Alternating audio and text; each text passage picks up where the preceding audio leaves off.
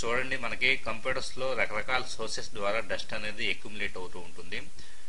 అక్కడ నేను ఒక చిన్న బ్రష్ ద్వారా CPU back side SMPS fan దగ్గర ఉండే డస్ట్ ని క్లీన్ చేస్తూ ఉన్నాను. ఈ డస్ట్ అనేది మనకి కొద్ది రోజుల పాటు మనం ఎలాంటి కేర్ తీసుకోపోతే కనుక ఇంట్లో ఉండే రకరకాల ప్లేసెస్ నుంచి ఆటోమేటిక్ గా అక్యుములేట్ అవుతూ ఉంటుంది. అక్కడ పవర్ కేబుల్స్, అలాగే ల్యాన్ కేబుల్, డిఫరెంట్ యూఎస్బి పోర్ట్లు, అలాగే మైక్, లైనిన్, ఇలాంటి స్పీకర్లు వంటి జాకులు, అక్కడ పవర్ కేబుల్ దగ్గర కూడా డస్ట్ బాగా పేరుకుపోయింది మీరు చూడవచ్చు.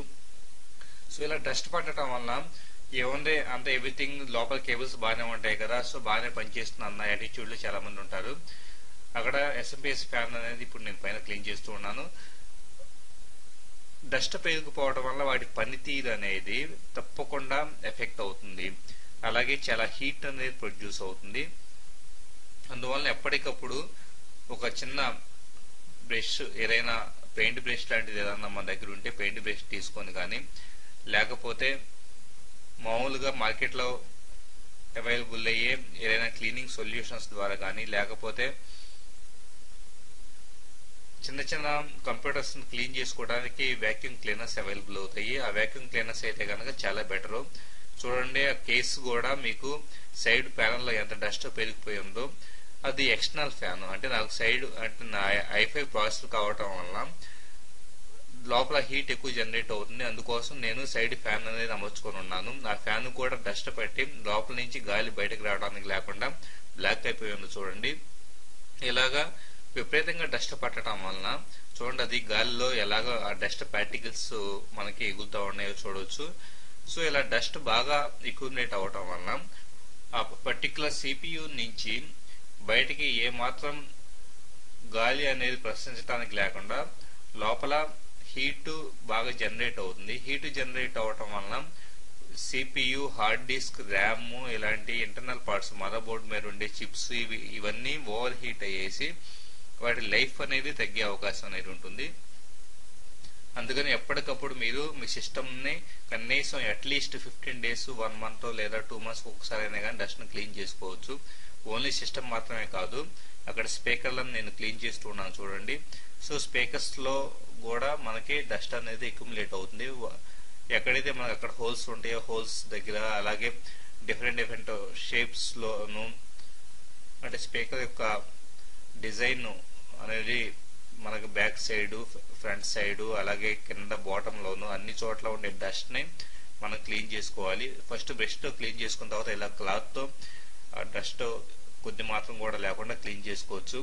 ఒకవేళ ఈ స్పీకర్స్ ఇలాంటి వాటికైతే కొలిన్ ఇలాంటివి కూడా మనం డైరెక్ట్ గా అప్లై చేసుకోవచ్చు. ఎందుకంటే వీటి మీద పెద్దగా వేరే కోటింగ్ అంటూ ఏమీ ఉండదు. మానిటర్స్ ఇలాంటి వాటి మీద మాత్రం కొలిన్ లాంటిది వాడకూడదు. సో ఇక్కడ స్పీకర్స్ ని నేను క్లీన్ చేస్తూ ఉన్నాను. మీ దగ్గర 5:1 అంటే 5 స్పీకర్స్ 5:1 స్పీకర్ సిస్టమ్ ఉంటే కనుక అన్ని స్పీకర్స్ ని ఇలా మాన్యువల్ గా క్లీన్ చేసుకోవాల్సి ఉంటుంది. అలాగే చూడండి, అక్కడ నేను క్యాబినెట్ ని ఇప్పుడు ఉపతీయబోతున్నాను. ఉపతీసిన తర్వాత జస్ట్ స్క్రూ డ్రైవర్ ద్వారా మనం తీసేయచ్చు. ఒకవేళ మనకి చేతితో వస్తే కనుక చేతులతో తీసేసి స్క్రూలను తొలగించేసి కంప్లీట్ గా సైడ్ ఆ స్లైడర్ ని పక్కకు లాగితే గనక మనకి ఆ స్లైడర్ అనేది విడిగా వస్తుంది. సో అలా కేబుల్ అనేది, అంటే ఆ ఎక్స్టర్నల్ ఫ్యాన్ కి కేబుల్ అక్కడ వేలాడుతూ ఉంది కదా, కావాలంటే కనుక ఇబ్బందికరంగా ఉంటే ఆ పవర్ కేబుల్ ను కూడా డిస్కనెక్ట్ చేసేయచ్చు. డిస్కనెక్ట్ చేసిన తర్వాత ఇక్కడ చూడండి, ఇప్పుడు లోపల మీకు పార్ట్స్ ని వాటి మీద ఎంత డస్ట్ పెరిగిపోయిందో చూపిస్తున్నాను. చూసారా, అక్కడ నా డిస్ప్లే కార్డ్ మీద అలాగే సిపియు మీద డస్ట్ విపరీతంగా పెరిగిపోయినట్లుగా మీరు గమనించవచ్చు.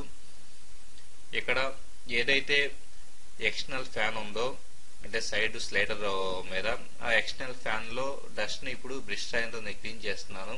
సో అసలు ఈ రేంజ్ లో డస్ట్ పడితే కనుక అసలు లోపల ఫ్యాన్ అనేది తిరగటానికి స్కోప్ ఎక్కడ ఉంటుంది, అలాగే లోపల నుంచి హీట్ అనేది బయటకి రావడానికి, అంటే ఎయిర్ అనేది లోపలికి వెళ్ళడానికి స్కోప్ ఎక్కడ ఉంటుందో ఒకసారి ఆలోచించండి.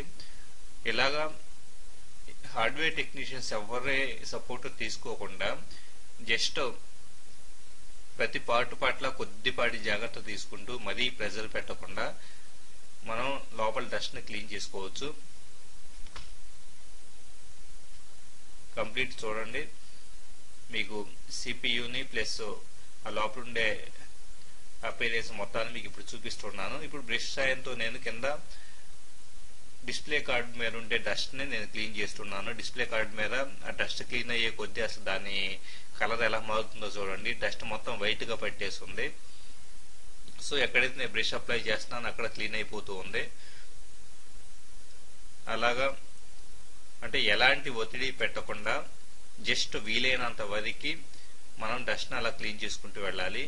ఒకవేళ ఇంకాస్త మనకి టెక్నికల్ గా నాలెడ్జ్ ఉండి ఏమి కాదు అనుకుంటే గనక ఆ స్క్రూస్ సహాయంతో ఆ డిస్ప్లే కార్డు, ల్యాన్ కార్డు ఇలాంటి ఎక్స్టర్నల్ కార్డుని తీసేసి క్లీన్ చేసుకోవచ్చు. ఇప్పుడు మానిటర్ ని క్లీన్ చేస్తూ ఉన్నాను.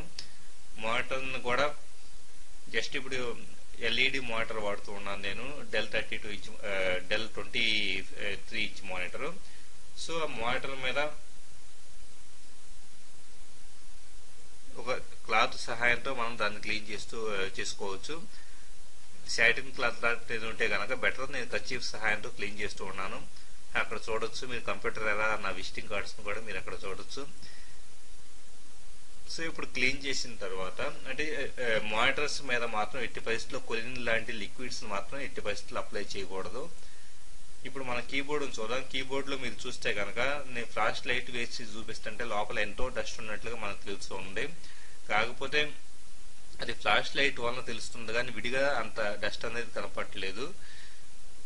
కాబట్టి వీలైనంత వరకు బ్రష్ సహాయంతో ఆ డస్ట్ ని మనం క్లీన్ చేసుకోవచ్చు. అక్కడ క్లీన్ చేస్తున్నాం కదా, ఈ విధంగా కంప్యూటర్ లో ఉన్న అన్ని పార్ట్స్ ని మనం క్లీన్ చేసుకోవచ్చు.